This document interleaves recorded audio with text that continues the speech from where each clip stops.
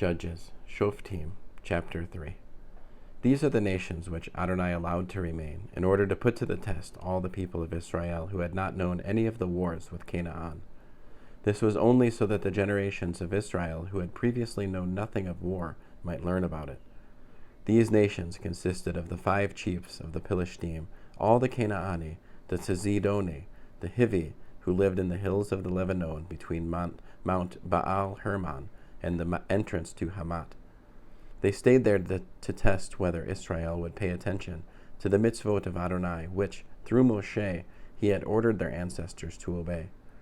So the people of Israel lived among the Canaani, Hitti, Amori, Perizzi, Hivi, and Yevuzi, taking their daughters as their wives, giving their own daughters as their sons, and serving their gods. Thus the people of Israel did what was evil from Adonai's perspective, forgot Adonai their God, and served the Baalim and Asherim. Therefore the anger of Adonai blazed against Israel, and he gave them over into the hands of Cushan Rishathaim, king of Aram Naharaim. And the people of Israel served Cushan Rishathaim 8 years. But when the people of Israel cried out to Adonai, Adonai raised up a savior for the people of Israel, and he rescued them. This was Othniel, the son of Caleb's younger brother Kenaz. The spirit of Adonai came upon him, and he judged Israel. Then he went out to war, and Adonai gave Cushan Rishathaim, king of Aram, into his hands. His power prevailed against Cushan Rishathaim.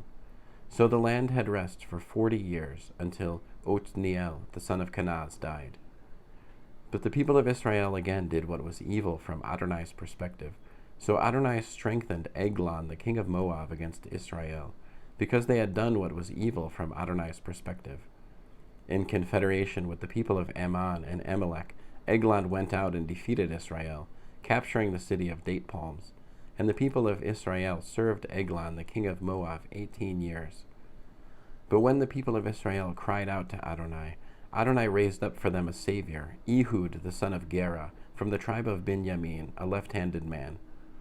The people of Israel appointed him to take their tribute to Eglon, the king of Moab.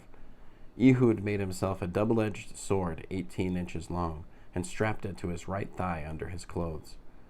Then he presented the tribute to Eglon, king of Moab. Now Eglon was a very fat man.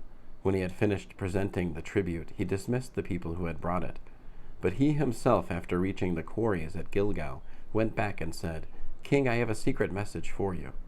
The king commanded silence, and all his attendants withdrew. Ehud came to him, and he was sitting alone by himself in his upstairs room, where it was cool.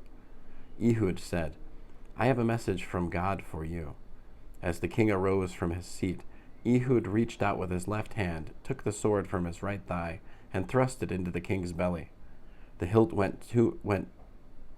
too went in after the blade, and the fat closed around the blade, for he did not draw the sword out of his belly, so that it came out behind. Then Ehud went out onto the porch, shut the doors of the upstairs room behind him, and locked them. After Ehud had left, the king's servants came. Seeing that the doors of the upper room were locked, they said, "He must be relieving himself in the inner part of the cool room." They waited until they became embarrassed, but he still didn't open the doors of the upstairs room. So they took the key and opened them, and there before them lay their master, dead on the ground.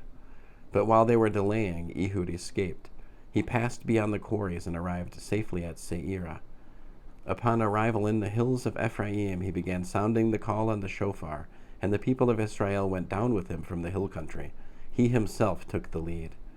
He said to them, "Follow me, because Adonai has given your enemy Moab into your hands." They went down after him, seized the fords of the Yarden opposite Moab, and permitted no one to cross. On that occasion they defeated Moab, some 10,000 men, all tough, experienced soldiers. Not one of them escaped. Thus was Moab subdued that day under the power of Israel. Then the land had rest for 80 years. After Ehud came Shamgar, the son of Anat, who killed 600 Philistine with an ox goad, and he too rescued Israel. End of Judges, Shof'tim, chapter 3.